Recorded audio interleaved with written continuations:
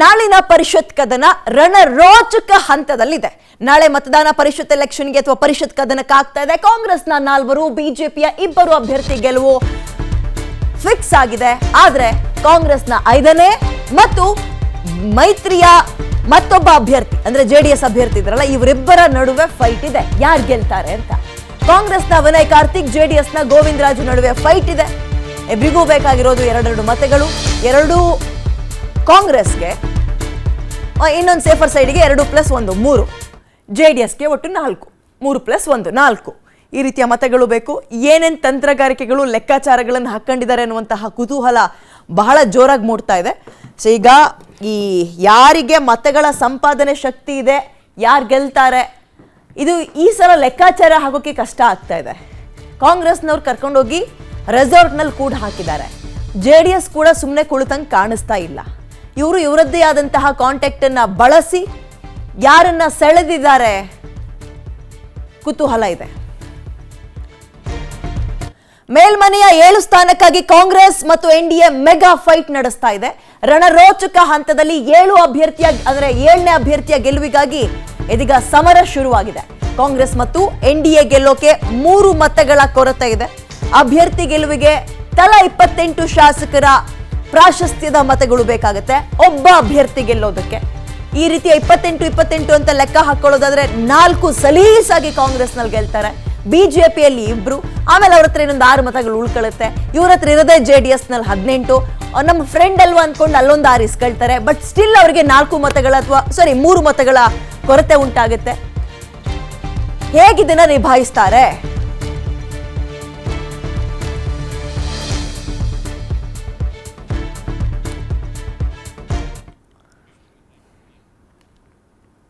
Okay, ಈಗ ಮೇಲ್ಮನೆಯ 7ನೇ ಸ್ಥಾನಕ್ಕಾಗಿ ಕಾಂಗ್ರೆಸ್ ಮತ್ತು ಎನ್ಡಿಎ ಮೆಗಾ ಫೈಟ್ ಅನ್ನು ನಡೆಸ್ತಾ ಇದೆ. ನಾನು ಆರಂಭದಲ್ಲಿ ಹೇಳ್ದಂಗೆ ಕಾಂಗ್ರೆಸ್ನಲ್ಲಿ 4, ಬಿಜೆಪಿಯಲ್ಲಿ 2 ಸಲೀಸಾಗಿ ಗೆಲ್ತಾರೆ. ಬಟ್ ಕಾಂಗ್ರೆಸ್ 5ನೇ ಅಭ್ಯರ್ಥಿಯನ್ನು ಹಾಕಿದೆ. ಜೆಡಿಎಸ್ ಕೂಡ ತಮ್ಮ ಹತ್ರ ಇದಾವಲ್ಲ ಒಂದು 18, ಅದ್ರ ಜೊತೆಗೆ ಬಿಜೆಪಿ ಅವ್ರದ್ದು ಒಂದು 6 ಇಸ್ಕೊಳ್ಳೋಣ, ಉಳಿದಂಗೆ ಹೆಂಗಾದ್ರೂ ಮ್ಯಾನೇಜ್ ಮಾಡೋಣ ಅಂತ ಅವರೊಬ್ರು ಅಭ್ಯರ್ಥಿಯನ್ನು ಹಾಕಿದ್ದಾರೆ. ಸೊ ಇಬ್ಬರಲ್ಲಿ ಯಾರು ಗೆಲ್ತಾರೆ ಅನ್ನುವಂಥದ್ದು ಕುತೂಹಲ. ಒಬ್ಬ ಅಭ್ಯರ್ಥಿ ಗೆಲ್ಲೋದಕ್ಕೆ 28 ಮತಗಳು ಬೇಕೇ ಬೇಕು. ಒಬ್ಬ ಅಭ್ಯರ್ಥಿ ಗೆಲ್ಲೋದಕ್ಕೆ 28 ಮತಗಳು ಬೇಕಾಗುತ್ತೆ. ಸೊ ಈ 7ನೇ ಅಭ್ಯರ್ಥಿ ಯಾರು ಗೆಲ್ತಾರೆ ಅನ್ನೋದು ಕುತೂಹಲ. ಅದು ಕಾಂಗ್ರೆಸ್ ಕಡೆಯವರ ಅಥವಾ ಜೆಡಿಎಸ್ ಕಡೆಯವರ, ಜೆಡಿಎಸ್ ಅನ್ನೋದಕ್ಕಿಂತ ಎನ್ಡಿಎ ಕಡೆಯವರ, ಮೈತ್ರಿ ಕಡೆಯವರ ಅನ್ನುವಂತಹ ಕುತೂಹಲ ಇದೆ. ಇಬ್ರು ಕೂಡ ಎಕ್ಸ್ಟ್ರಾ ಕ್ಯಾಂಡಿಡೇಟ್ಗಳನ್ನ ಫೀಲ್ಡಿಗೆ ಇಳಿಸಿದ್ದಾರೆ. ಕಾಂಗ್ರೆಸ್ ಬುಟ್ಟಿಗೆ ಎನ್ಡಿಎ ಕೈ ಹಾಕಿದೆ. ಅಂದ್ರೆ 2 ಮತಗಳನ್ನು ಹೆಂಗಾರು ಮಾಡಿ ಗ್ರಾಬ್ ಮಾಡೋಣ ಅಥವಾ ತಗೊಳ್ಳೋಣ ಅಂತ. ಈ ಎನ್ಡಿಎ ಅಲ್ಲಿರುವಂತಹ ಮತಗಳಿಗೆ ಅಥವಾ ಜೆಡಿಎಸ್ ನಲ್ಲೋ ಬಿಜೆಪಿಯಲ್ಲೋ ಯಾರು ಅಸಮಾಧಾನಗೊಂಡಿರ್ತಾರೆ ಅಥವಾ ವೈಯಕ್ತಿಕ ಲಾಭಗಳನ್ನು ನೋಡ್ಕೊಂಡಿರ್ತಾರೆ, ಕ್ಷೇತ್ರದ ಅಭಿವೃದ್ಧಿ ಕಡೆ ಗಮನ ಕೊಟ್ಟಿರ್ತಾರೆ, ಇಂಥವ್ರನ್ನ ಸೆಳೆದಿದ್ದಾರೆ ಅನ್ನುವ ಮಾಹಿತಿಗಳು ಓಡಾಡ್ತಾ ಇದೆ. ಎಲ್ರೂ ಅಲ್ಲ, 1-2 ಕುದುರೆ ವ್ಯಾಪಾರದ ಭೀತಿ ಇಬ್ಬರಿಗೂ ಕೂಡ ಇದೆ. ಸೊ ಈಗ ಜೆಡಿಎಸ್ ಶಾಸಕರು ಕೂಡ ರೆಸಾರ್ಟಿಗೆ ಶಿಫ್ಟ್ ಅಂತೆ. ಕಾಂಗ್ರೆಸ್ನವರು ಆಲ್ರೆಡಿ ಆಗಿದ್ರು ಬಿಡ್ದ್ಯಾ ಯಾವ ವಂಡರ್ಲಾ ರೆಸಾರ್ಟ್ನಲ್ಲಿ. ಜೆಡಿಎಸ್ನವರು ಕೂಡ ಅದೇ ಹಾದಿಯನ್ನ ಹಿಡಿದಿದ್ದಾರೆ. ರಣರೋಚಕ ಹಂತದಲ್ಲಿದೆ ಇದು. ನಿಜಕ್ಕೂ ಪೊಲಿಟಿಕಲ್ ಅಥವಾ ಈ ರಾಜಕೀಯ ಆಸಕ್ತಿ ಇರುವಂತವರಿಗೆ ಹೊಸದಲ್ದೇ ಇರ್ಬೋದು ಇದು, ಬಟ್ ಸ್ಟಿಲ್ ಕುತೂಹಲವನ್ನ ಹೆಚ್ಚು ಮಾಡ್ತಾ ಇದೆ. 5ನೇ ಅಭ್ಯರ್ಥಿ ಗೆಲುವಿಗೆ ಕಾಂಗ್ರೆಸ್ ಈಗ ಏನೋ ಮೆಗಾ ರಣತಂತ್ರ ರಚಿಸ್ತಾ ಇದೆಯಂತೆ. ಕೆಎಸ್ಪಿ ಶಾಸಕ ದರ್ಶನ್ ಪುಟ್ಟಣ್ಣಯ್ಯ ಕಾಂಗ್ರೆಸ್ಗೆ ಬೆಂಬಲಿಸುವ ಸಾಧ್ಯತೆ ಇದೆ. ಹರಪನಹಳ್ಳಿ ಶಾಸಕಿ ಲತಾ ಮಲ್ಲಿಕಾರ್ಜುನ್ ಡೆಫಿನೆಟ್ಲಿ ಕಾಂಗ್ರೆಸ್ ಪರ ನಿಂತ್ಕೊಂತಾರೆ. ಗೌರಿಬಿದನೂರಿನ ಶಾಸಕ KH ಪುಟ್ಟಸ್ವಾಮಿ ಇವರು ಕಾಂಗ್ರೆಸ್ಗೆ ಬಾಹ್ಯ ಬೆಂಬಲವನ್ನ ಕೊಡ್ತಾರೆ. ಬಟ್ ಸ್ಟಿಲ್ ಆದ್ರೂ ಕೂಡ ಅವರಿಗೆ 2-3 ಮತಗಳ ಒಂದು ಕೊರತೆ ಕಾಣುತ್ತೆ. ದರ್ಶನ್ ಪುಟ್ಟಣ್ಣಯ್ಯ, ಲತಾ ಅವರಾಗಿರ್ಬೋದು, ಇವರೆಲ್ಲರೂ ಪಕ್ಷೇತರ ಅಭ್ಯರ್ಥಿ ಸಪೋರ್ಟ್ ಮಾಡ್ಬೋದು. ಬಟ್ ಆದ್ರೂ ಕೂಡ ಅವರಿಗೆ ಮತಗಳ ಕೊರತೆ ಕಾಡುತ್ತೆ. ಅದನ್ನ ಇವರು ಬಿಜೆಪಿಯಿಂದ ಮಾನಸಿಕವಾಗಿ ದೂರ ಆಗಿರುವಂತಹ ಹೆಬ್ಬಾರ್ ಮತ್ತು ಸೋಮಶೇಖರ್ ಅವ್ರ ಕಡೆಯಿಂದ ಗಿಟ್ಟಿಸ್ಕೊಳ್ಬಹುದು ಅಂತ ಇದ್ದಾರೆ. ಸಾಧ್ಯ ಆಗುತ್ತಾ ನೋಡೋಣ. ನಿಮ್ಮ ಬಲಭಾಗದಲ್ಲಿ ಲತಾ ಅವ್ರನ್ನ ನೋಡ್ತಾ ಇದ್ದೀರಿ, ಮತ್ತೊಂದು ಕಡೆ ದರ್ಶನ್ ಪುಟ್ಟಣ್ಣಯ್ಯ, ಮತ್ತೊಬ್ಬ ಪಕ್ಷೇತರ ಅಭ್ಯರ್ಥಿ. 3 ಜನ ಕಾಂಗ್ರೆಸ್ಗೆ ಸಪೋರ್ಟ್ ಮಾಡ್ತಾರೆ. ಉಳಿದಂತೆ 2 ಮತಗಳು ಇವ್ರ ಲೆಕ್ಕಾಚಾರ ಹಾಕೊಂಡಿರೋ ಪ್ರಕಾರ ಹೆಬ್ಬಾರ್ ಅವರೊಂದು, ಸೋಮಶೇಖರ್ ಅವರೊಂದು. ಅದನ್ನ ಹೊರತುಪಡಿಸಿಯೂ ಜೆಡಿಎಸ್ನ ಒಬ್ಬ ಅಭ್ಯರ್ಥಿನ ಕಾಂಟ್ಯಾಕ್ಟ್ ಮಾಡಿದ್ದಾರೆ. ಅವರು ಕೂಡ ಓಕೆ ಅಂದಿದ್ದಾರೆ. ಮತ್ತೊಂದು ಕಡೆ ಜೆಡಿಎಸ್ನ 2 ಕಾಂಟ್ಯಾಕ್ಟ್ ಮಾಡಿದ್ದಾರೆ. ಒಬ್ರು ನಾನು ಸಪೋರ್ಟ್ ಮಾಡ್ತೀನಿ ಅಂದಿದ್ದಾರೆ, ಮತ್ತೊಬ್ರು ಏನೋ ನಾನು ಬರಲ್ಲ ತಪ್ಪಿಸ್ಕೊಳ್ಳೋದ್ರ ಮುಖಾಂತರ ಇಂಡೈರೆಕ್ಟ್ ಆಗಿ ಸಪೋರ್ಟ್ ಮಾಡ್ತೀನಿ ಅಂದಿದ್ದಾರಂತೆ. ಅಂತೆ ಕಂತೆಗಳು ಓಡಾಡ್ತಾ ಇದೆ. ಹೌದಾ? ಕುತೂಹಲ ಮೂಡಿಸ್ತಾ ಇದೆ. ನಾವು ನಾಳೆ ತನಕ ಕಾಯಲೇಬೇಕು.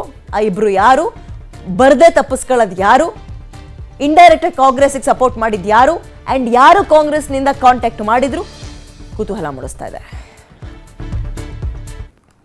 ಪರಿಷತ್ ಫೈಟ್ ನಲ್ಲಿ ಬಿಜೆಪಿ ಶಾಸಕರು ಕಾಂಗ್ರೆಸ್ಗೆ ಪ್ಲಸ್ ಪಾಯಿಂಟ್.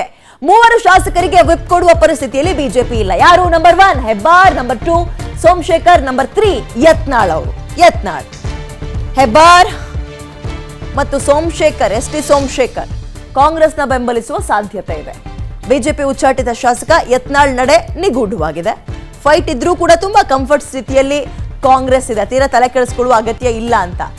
ಇದನ್ನ ಹೊರತುಪಡಿಸಿಯೂ ಜೆಡಿಎಸ್ ಬುಟ್ಟಿಗೆ ಕೈ ಹಾಕಿದೆಯಂತೆ. ಹೌದಾ? ಕಾದ್ ನೋಡ್ಬೇಕು ನಾಳೆ ತನಕ. ನಾಳೆ ಒಂದು ದೊಡ್ಡ ಹೈ ಡ್ರಾಮಾವನ್ನೇ ನೋಡ್ಬೋದು ನಾವು ಈ ಪರಿಷತ್ ಎಲೆಕ್ಷನ್ ಅಲ್ಲಿ. ನಿಯತ್ತಿಂದ ಆಡ್ತೀವಿ, ನಿಯತ್ತಿಂದ ಗೆಲ್ತೀವಿ ಅಂತಾರೆ. ನನಗೆ ನಿಜವಾಗಿಯೂ ರಾಜಕೀಯದಲ್ಲಿ ಇವ್ರು ಕೊಡೋ ಸ್ಟೇಟ್ಮೆಂಟ್ಗಳು ನಿಯತ್ತಿಂದನೇ ಗೆಲ್ತೀವಿ ನಾವು ಅಂತಾರಲ್ಲ, ಆ ನಿಯತ್ತಿಗೆ ಒಂದು ವ್ಯಾಖ್ಯಾನ ಏನು ರಾಜಕೀಯದಲ್ಲಿ ಗೊತ್ತಾಗ್ತಾ ಇಲ್ಲ. ಓಕೆ, ಯಾರು ಪಕ್ಷದ ಪರವಾಗಿ ನಿಂತ್ಕೊಂತಾರೆ, ಪಕ್ಷ ವಿರೋಧಿ ಚಟುವಟಿಕೆಯನ್ನ ಮಾಡಲ್ಲ, ಪಕ್ಷ ಟಿಕೆಟ್ ಕೊಟ್ಟಿರುವಂಥವ್ರಿಗೆ ಗೆಲ್ಲಿಸ್ತಾರೆ, ಅಂದರೆ ನಾಮಿನೇಷನ್ ಮಾಡಿರುವಂಥವ್ರಿಗೆ ಗೆಲ್ಲಿಸ್ತಾರೆ, ಯಾರು ಪಕ್ಷ ವಿರೋಧಿ ಚಟುವಟಿಕೆ ಮಾಡ್ತಾರೆ, ತಮ್ಮ ಸ್ವಹಿತಾಸಕ್ತಿಯನ್ನ ನೋಡ್ತಾರೆ, ಸ್ವಕಾರ್ಯ ಸ್ವಾಮಿ ಕಾರ್ಯವನ್ನು ಯಾರು ಮಾಡ್ತಾರೆ ನಾಳೆ ಗೊತ್ತಾಗತ್ತೆ ನೋಡ್ರಿ. ದಳಪತಿಗಳ ಪಕ್ಷ ಕೂಡ ಕೈ ಕಟ್ಕೊಂಡು ಸುಮ್ನಿಲ್ಲ. ನಮ್ಮ ಹತ್ರ 16 ಮತ ಇರೋದು, ಬೇಕಾಗಿರೋದು 28, ಎಲ್ಲಿಂದ ಹೊಂದ್ಸೋಣ ಅಂದ್ಕೊಂಡು ಸುಮ್ ಕೂತಿಲ್ಲ ಅವರು.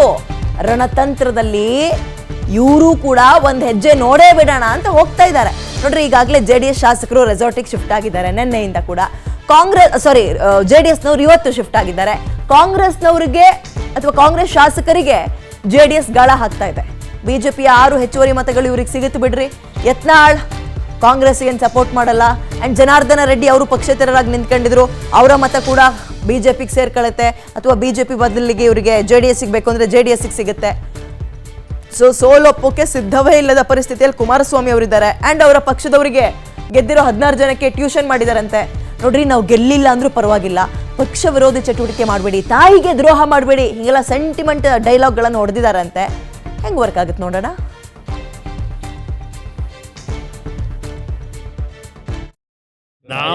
ನಾವು ಏನು ಆಪರೇಷನ್ ಮಾಡೋದ? ನಮ್ಮದು ಒಂದು ಸಣ್ಣ ಪಕ್ಷ, ನಮ್ಮ ಪಕ್ಷದಲ್ಲಿ ಏನಿದೆ ಮಾಡಕ್ಕೆ ನಮ್ಮ ಕೈಲಿ ತಾನೇ ಏನಾಗ್ತದೆ. ಸರ್ಕಾರ ಅವ್ರ ಕೈಲಿದೆ, ಮ್ಯಾನ್ ಪವರು, ಮಸಲ್ ಪವರು, ಹಣದ ಪವರು ಎಲ್ಲ ಇಟ್ಕೊಂಡವ್ರೆ. ಅವ್ರ ಮುಂದೆ ನಾವು ಫೈಟ್ ಮಾಡೋಕ್ಕಾಗುತ್ತಾ? ನಾವು ನಮ್ಮ ಪಕ್ಷದ ಮತಗಳು ಚಲಾಪಿಲಿ ಆಗಬಾರ್ದು, ನಮ್ಮ ಪಕ್ಷದ ಮತ ಒಟ್ಟಾಗಿರಬೇಕು ಅನ್ನೋದಕ್ಕೆ ಕ್ಯಾಂಡಿಡೇಟ್ ಹಾಕಿದ್ದೀವಿ. ನಾವೇನು ಗೆದ್ದೇ ಬಿಡಬೇಕು ಏನಾದರೂ ಮಾಡಿ ಕುತಂತ್ರದ ಮುಖಾಂತರ ಅನ್ನೋ ಪ್ರಶ್ನೆ ಇಲ್ಲ. ಈಗ ನಮ್ಮ ಅಭ್ಯರ್ಥಿ ಅರ್ಜಿ ಹಾಕಬೇಕಾದ್ರೆ ಹೇಳಿದ್ದಾರೆ ಆತ್ಮಸಾಕ್ಷಿ ಮತ ಕೊಡಿ ಅಂತ ಕೇಳಿದ್ದಾರೆ. ಇದು ಹೊರತುಪಡಿಸಿ ಏನಿದೆ? ಇವತ್ತು ನಮ್ಮ ಜೊತೆಗೆ BJP ಪಕ್ಷದ ಸರ್ಪ್ಲಸ್ ಓಟ್ ಇದೆ. ಆ ಓಟಿಗೆ BJP ನಾಯಕರಿಗೆ ವಿಧಾನ ಪರಿಷತ್ ಚುನಾವಣೆಯ 7 ಸ್ಥಾನಕ್ಕೆ ನಾಳೆ 8 ಅಭ್ಯರ್ಥಿಗಳು ಚುನಾವಣೆಗೆ ಸ್ಪರ್ಧೆ ಮಾಡ್ತಿದ್ದಾರೆ. ವಿಧಾನಸೌಧದಲ್ಲಿ ನಾಳಿನ ಚುನಾವಣೆಗೆ ಭರಪೂರ ತಯಾರಿ ಕೂಡ ಮಾಡಿಕೊಳ್ಳಲಾಗ್ತಿದೆ. ವಿಧಾನಸೌಧದ ಬ್ಯಾಂಕ್ವೆಟ್ ಹಾಲ್ನ ಮೇಲ್ ಅಂದ್ರೆ ಫಸ್ಟ್ ಫ್ಲೋರ್ ನಲ್ಲಿರುವಂತಹ 106 ಕೊಠಡಿ ನಂಬರ್ನಲ್ಲಿ ನಾಳೆ ಮತದಾನ ಪ್ರಕ್ರಿಯೆ ಆರಂಭವಾಗ್ತಾ ಹೋಗುತ್ತೆ. 9 ಗಂಟೆಗೆ ಶುರುವಾದಂತಹ ಮತದಾನ ಪ್ರಕ್ರಿಯೆ ಬೆಳಗ್ಗೆ 9 ಗಂಟೆಯಿಂದ ಸಂಜೆ 4 ಗಂಟೆವರೆಗೆ ಶಾಸಕರು ಮತದಾನವನ್ನ ಮಾಡ್ತಾರೆ. ವಿಧಾನ ಪರಿಷತ್ ಅಭ್ಯರ್ಥಿಗಳಿಗೋಸ್ಕರ ತಮ್ಮ ಮತವನ್ನ ಚಲಾಯಿಸ್ತಾರೆ. ನಾಳೆ ಈ ಒಂದು ಜಾಗಕ್ಕೆ ಬಂದು ಶಾಸಕರು ಸರತಿ ಸಾಲಿನಲ್ಲಿ ಒಬ್ಬರಾದ ಮೇಲೆ ಒಬ್ರು ಬಂದು ಇಲ್ಲಿ ಇರುವಂತಹ ಆಫೀಸರ್ಸ್ ಬಳಿ ತಮ್ಮ ಗುರುತಿನ ಚೀಟಿಯನ್ನ ತೋರಿಸಿ, ತದಬಳಿಕ ಆಫೀಸರ್ಸ್ ಆ ಒಂದು ಗುರುತಿನ ಚೀಟಿಯನ್ನ ವ್ಯಾಲಿಡೇಟ್ ಅಂತ ಮಾಡಿದಂತ ನಂತರದಲ್ಲಿ ನೇರವಾಗಿ ನೋಡ್ತಿರ್ಬೋದು ಮತಗಟ್ಟೆ ಪೋಲಿಂಗ್ ಸ್ಟೇಷನ್ ಅಂತ ಹೇಳಿ ಬೋರ್ಡ್ ಅನ್ನ ಹಾಕಿದ್ದಾರೆ. ಇದು ಕೊಠಡಿ ಸಂಖ್ಯೆ, ವಿಧಾನಸೌಧದ ಕೊಠಡಿ ಸಂಖ್ಯೆ 106 ಕೊಠಡಿ ಸಂಖ್ಯೆಯಲ್ಲಿ ನಾಳೆ ಮತಗಟ್ಟೆಯಲ್ಲಿ ಮತದಾನವನ್ನ ಶಾಸಕರು ಮಾಡಲಿದ್ದಾರೆ. ಈಗಾಗಲೇ 2 ಉಭಯ ಪಕ್ಷಗಳು ಜೊತೆಗೆ ಕಾಂಗ್ರೆಸ್ ಪಕ್ಷ ಕೂಡ ತಮ್ಮ ಅಭ್ಯರ್ಥಿಗಳನ್ನ ಶತಾಯಗತಾಯ ಗೆಲ್ಲೇ ಈ ಒಂದು ವಿಧಾನ ಪರಿಷತ್ ಚುನಾವಣೆಯಲ್ಲಿ ಜಯವನ್ನ ಸಾಧಿಸಬೇಕು ಅನ್ನುವಂಥ ನಿಟ್ಟಿನಲ್ಲಿ ತಯಾರಿಯನ್ನ ಮಾಡಿಕೊಳ್ಳಲಾಗಿದೆ. ಈಗಾಗಲೇ ನೋಡ್ತಿರ್ಬೋದು, ಇದು ಮತಗಟ್ಟೆಯ ಒಳಭಾಗದ ದೃಶ್ಯ. ಇದು ಇಲ್ಲಿ ಶಾಸಕರು ಬರ್ತಾರೆ. 2 ಕೇಂದ್ರಗಳನ್ನ, ಮತಗಟ್ಟೆ ಕೇಂದ್ರಗಳನ್ನ ಸ್ಥಾಪನೆ ಮಾಡಲಾಗಿರುವಂತದ್ದು. ಬಹಳಷ್ಟು ಜಾಗರೂಕರಾಗಿ ಯಾರಿಗೂ ತೋರಿಸದಂಗೆ ಇಲ್ಲಿ ಬಂದು ತಮ್ಮ ಗುರುತಿಸಿದಂತ ಅಭ್ಯರ್ಥಿಗಳಿಗೆ ಇಲ್ಲಿ ಮುದ್ರೆಯನ್ನ ಒತ್ತಿ ಅಂದ್ರೆ ವೋಟನ್ನ ಮಾಡಿ ನಂತರದಲ್ಲಿ ಅದೇ ಒಂದು ಬ್ಯಾಲೆಟ್ ಪೇಪರ್ ಅನ್ನ ತೆಗೆದುಕೊಂಡು ನೇರವಾಗಿ ಶಾಸಕರು ಯಾರಿಗೂ ತೋರಿಸ್ತಿದ್ದಂಗೆ ಇದು ರೂಟಲ್ಲಿ ಬರಬೇಕು. ಇಲ್ಲಿ 2 ಮತಗಟ್ಟೆಗಳನ್ನ ಅಳವಡಿಸಲಾಗಿದೆ. ಅಂದ್ರೆ ವಿಧಾನಸೌಧದ ಕೊಠಡಿ ನಂಬರ್ 106ರಲ್ಲಿ 2 ಮತಗಟ್ಟೆಗಳನ್ನ ಅಳವಡಿಸಲಾಗಿರುವಂತದ್ದು. ಈ ಒಂದು 2 ಮತಗಟ್ಟೆಗಳಲ್ಲಿ ಪ್ರತ್ಯೇಕವಾಗಿ ಶಾಸಕರು ಬಂದು ವೋಟಿಂಗ್ ಅನ್ನ ಮಾಡಿ ತಮಗೆ ಯಾವ ಒಂದು ಅಭ್ಯರ್ಥಿಗೆ ವೋಟ್ ಅನ್ನ ಮಾಡಬೇಕು ಅದನ್ನ ಮಾಡಿ ನಂತರದಲ್ಲಿ ಹಂಗೆ ಆ ಒಂದು ಬ್ಯಾಲೆಟ್ ಪೇಪರ್ ಅನ್ನ ನೇರವಾಗಿ ತೆಗೆದುಕೊಂಡು ಬರ್ತಾರೆ. ಆ ಒಂದು ಸಂದರ್ಭದಲ್ಲಿ ಇಲ್ಲಿ ಆ ಬ್ಯಾಲೆಟ್ ಪೇಪರ್ ಅನ್ನ ಹಾಕೋಕೆ ಇಲ್ಲಿ ಡಬ್ಬವನ್ನ ಇರಿಸಲಾಗಿರುತ್ತೆ. ಆ ಒಂದು ಡಬ್ಬದಲ್ಲಿ ಬ್ಯಾಲೆಟ್ ಪೇಪರ್ ಅನ್ನ ಹಾಕ್ತಾರೆ. ಬ್ಯಾಲೆಟ್ ಪೇಪರ್ ಹಾಕುವಂತ ಡಬ್ಬವನ್ನ ಇರಿಸಲಾಗಿರುತ್ತೆ. ಆ ಒಂದು ಬ್ಯಾಲೆಟ್ ಪೇಪರ್ ಅಲ್ಲಿ ಆ ಡಬ್ಬದಲ್ಲಿ ಬ್ಯಾಲೆಟ್ ಪೇಪರ್ ಅನ್ನ ಹಾಕಲಾಗುತ್ತೆ. ಅದಾದ ಬಳಿಕ ಇಲ್ಲಿ ಈ ಒಂದು ಚೇರ್ ಇದೆಯಲ್ಲ, ಈ ಒಂದು ಚೇರ್ ನಲ್ಲಿ 3 ಪಕ್ಷದ ಪರಿವೀಕ್ಷಕರು ಇಲ್ಲಿ ಇರ್ತಾರೆ. ಅಂದ್ರೆ ಈ ಒಂದು ವೋಟಿಂಗ್ ಪ್ರೋಸೆಸ್ ಅನ್ನ ಕಂಪ್ಲೀಟ್ ಆಗಿ ಪಕ್ಷದ ಕಡೆಯಿಂದ ಮಾನಿಟರ್ ಮಾಡೋಕೆ ಇಲ್ಲಿ ಕೂಡ ಪ್ರತಿನಿಧಿಗಳಿಗೆ ಅವಕಾಶವನ್ನು ಕಲ್ಪಿಸಲಾಗಿರುವಂತದ್ದು. 3 ಪಕ್ಷಗಳ ಪ್ರತಿನಿಧಿಗಳು ಇಲ್ಲಿ ಕುತ್ಕೊಂಡು ಆ ಒಂದು ವೋಟಿಂಗ್ ಆಗ್ತಿರುವಂತಹ ಪ್ರಕ್ರಿಯೆಯನ್ನ ಮಾನಿಟರ್ ಮಾಡ್ತಾರೆ. ಅದಾದ ಬಳಿಕ ಹಂಗೆ ಆ ಭಾಗದಿಂದ ಶಾಸಕರು ಅಲ್ಲಿ ಬ್ಯಾಲೆಟ್ ಪೇಪರ್ ಅನ್ನು ತೆಗೆದುಕೊಂಡು ತಮಗೆ ಬೇಕಾದಂತ ಅಭ್ಯರ್ಥಿಗಳಿಗೆ ಮತವನ್ನ ಹಾಕಿ ಈ ಒಂದು ಭಾಗದಲ್ಲಿ ಏನು ಬ್ಯಾಲೆಟ್ ಪೇಪರ್ ಅನ್ನ ಹಾಕೋಕೆ ಒಂದು ಡಬ್ಬವನ್ನ ಇರಿಸಲಾಗಿರುತ್ತೆ. ಅದರಲ್ಲಿ ಆ ಡಬ್ಬದಲ್ಲಿ ಬ್ಯಾಲೆಟ್ ಪೇಪರ್ ಅನ್ನ ಹಾಕಬೇಕು. ಆ ಒಂದು ಸಂದರ್ಭದಲ್ಲಿ ಯಾವುದೇ ಕಾರಣಕ್ಕೂ ಯಾರಿಗೆ ಮತವನ್ನ ಹಾಕಿದೀವಿ ಅನ್ನುವ ನಿಟ್ಟಿನಲ್ಲಿ ಬ್ಯಾಲೆಟ್ ಪೇಪರ್ ಕೂಡ ತೋರಿಸಂಗಿಲ್ಲ. ಒಂದು ವೇಳೆ ತೋರಿಸಿದಂತ ಪಕ್ಷದಲ್ಲಿ ಅಸಿಂಧು ಆಗುತ್ತೆ. ಜೊತೆಗೆ ಈ ಭಾಗದಲ್ಲಿ ಈ 3 ಶೇರ್ ಇದೆಯಲ್ಲ, ಇಲ್ಲಿ ಚುನಾವಣಾ ಅಧಿಕಾರಿಗಳು ಈ ಎಲ್ಲಾ ಒಂದು ಪ್ರಕ್ರಿಯೆಯನ್ನ ಮಾನಿಟರ್ ಮಾಡೋಕೆ ಇಲ್ಲಿ 3 ಜನ ಸೀನಿಯರ್ಸ್ ಆಫೀಸರ್, ಒಬ್ರು ಅಧ್ಯಕ್ಷರು ಮತ್ತು 2 ಚುನಾವಣಾ ಅಧಿಕಾರಿಗಳು ಈ ಒಂದು ಸೀಟ್ ನಲ್ಲಿ ಆಸೀನರಾಗಿರ್ತಾರೆ. ಪ್ರತಿಯೊಂದು ಪ್ರಕ್ರಿಯೆ ಕೂಡ ಇವರು ಮಾನಿಟರ್ ಮಾಡಲಾಗ್ತಿದೆ. ಜೊತೆಗೆ ನೇರವಾಗಿ ಈ ಭಾಗದಲ್ಲಿ ಚುನಾವಣೆ ಪೋಲಿಂಗ್ ಆಗ್ತಿರುವಂತಹ ದೃಶ್ಯಗಳನ್ನು ತೋರಿಸಕ್ಕೆ ಈಗಾಗಲೇ ಸಿಸಿಟಿವಿಯನ್ನ ಕೂಡ ಅಳವಡಿಕೆ ಮಾಡಲಾಗ್ತಿರುವಂತದ್ದು ನೋಡ್ತಿರ್ಬೋದು. ಐ ಡೆಫಿನೇಷನ್ ಕ್ಯಾಮರಾದಲ್ಲಿ ಸಂಪೂರ್ಣವಾದಂತಹ ಪೋಲಿಂಗ್ ನ ಇತಿಹಾಸ ಜೊತೆಗೆ ಏನೆಲ್ಲ ಆಗ್ತಿದೆ ಇನ್ಸೈಡ್ ಈ ಒಂದು ಪೋಲಿಂಗ್ ಸ್ಟೇಷನ್ ನಲ್ಲಿ ಅನ್ನುವಂಥ ಮಾಹಿತಿಯನ್ನ ಈ ಒಂದು ಸಿಸಿಟಿವಿ ಕ್ಯಾಮರಾದಲ್ಲಿ ನೇರವಾಗಿ ಚುನಾವಣಾ ಅಧಿಕಾರಿಗಳು ಗಮನ ಹರಿಸ್ತಾವನ್ನ ಹೋಗ್ತಾರೆ. ಈಗಾಗಲೇ ಈ ಒಂದು ಚುನಾವಣೆಯ ಪ್ರಕ್ರಿಯೆಯನ್ನ ವಿಧಾನಸೌಧದಲ್ಲಿ ಚುನಾವಣಾ ಅಧಿಕಾರಿ ಸಿಬ್ಬಂದಿಗಳು ಸರಾಗವಾಗಿ ಮಾಡ್ಕೊಂಡು ಬರ್ತಿರುವಂತ, ಜೊತೆಗೆ ಭದ್ರತೆ ದೃಷ್ಟಿಯಿಂದ ಕೂಡ ಪೊಲೀಸರು ಭದ್ರತೆಯನ್ನ ಕಲ್ಪಿಸಲಾಗ್ತಿರುವಂತದ್ದು. ಹೊರಭಾಗದಲ್ಲಿ ಸಂಪೂರ್ಣವಾಗಿ ಪೊಲೀಸ್ ಬ್ಯಾರಿಕೇಡ್ಗಳನ್ನ ಹಾಕಿ ಈಗಾಗಲೇ ನಾಳಿನ ಮತದಾನ ಪ್ರಕ್ರಿಯೆಗೆ ತಯಾರಿಯನ್ನು ಮಾಡಲಾಗ್ತಿದೆ. ಸುಮಾರು 9 ಗಂಟೆಗೆ ಈ ಒಂದು ಮತದಾನ ಪ್ರಕ್ರಿಯೆ ಆರಂಭ ಆಗುತ್ತೆ. ಸಂಜೆ 4 ಗಂಟೆಗೆ ಮತದಾನ ಪ್ರಕ್ರಿಯೆ ಮುಕ್ತಾಯ ಆಗುತ್ತೆ. ನಾಳೆಯೇ ಈ ಒಂದು ವಿಧಾನ ಪರಿಷತ್ ಚುನಾವಣೆಯ ರಿಸಲ್ಟ್ ಅನೌನ್ಸ್ ಆಗುತ್ತೆ. ಸೊ ಸದ್ಯಕ್ಕೆ ಎಲ್ಲರ ಚಿತ್ತ, ಇಡೀ ರಾಜ್ಯದ ಚಿತ್ತ ನಾಳಿನ ಮತದಾನದ ಪ್ರಕ್ರಿಯೆ ಜೊತೆಗೆ ವಿಧಾನ ಪರಿಷತ್ನ ಚುನಾವಣೆ ನಾಳಿನ ಮತದಾನ ಪ್ರಕ್ರಿಯೆ ಇದೆಯಲ್ಲ ಇದರ ಮೇಲೆ ಇರುವಂತದ್ದು. ಕಾಂಗ್ರೆಸ್ನ 5ನೇ ಅಭ್ಯರ್ಥಿ ಜೊತೆಗೆ ಜೆಡಿಎಸ್ ಮತ್ತು ಬಿಜೆಪಿ ಮೈತ್ರಿಯ 3ನೇ ಅಭ್ಯರ್ಥಿಗೆ ನಾಳೆ ಚುನಾವಣೆ ನಡೆಯಲಿಕ್ಕಿದೆ. ಒಂದು ಹಂತದಲ್ಲಿ ಹೈ ವೋಲ್ಟೇಜ್ ಚುನಾವಣೆ ಅಂತ ಹೇಳ್ಬೋದು. ಒಂದು ಕಡೆಯಿಂದಾಗಿ ಸಿಎಂ ಡಿಕೆಶಿ ಅವರ ನೇತೃತ್ವದಲ್ಲಿ ಮೊದಲ ಚುನಾವಣೆ ಇದಾಗಿರುತ್ತೆ. ಈ ಹಿನ್ನೆಲೆಯಲ್ಲಿ ಕಾಂಗ್ರೆಸ್ ಶತಾಯಗತಾಯ ತನ್ನ ಜಯವನ್ನ ಸಾಧಿಸಬೇಕಾದಂತಹ ಅನಿವಾರ್ಯತೆ ಕೂಡ ಇರುವಂತದ್ದು. ಇದು ಸದ್ಯಕ್ಕೆ ವಿಧಾನಸೌಧದಿಂದ ನಾಳಿನ ಚುನಾವಣೆ ಕುರಿತಾಗಿರುವಂತಹ ಕಂಪ್ಲೀಟ್ ಅಪ್ಡೇಟ್ ಆಗಿದೆ. ಕ್ಯಾಮ್ರಾಸ್ ನವೀನ್ ಜೊತೆ ನಾನು ಅಥರ್ವ ರಂಜನ್, PNS ವಿಸ್ತಾರ ನ್ಯೂಸ್, ಬೆಂಗಳೂರು.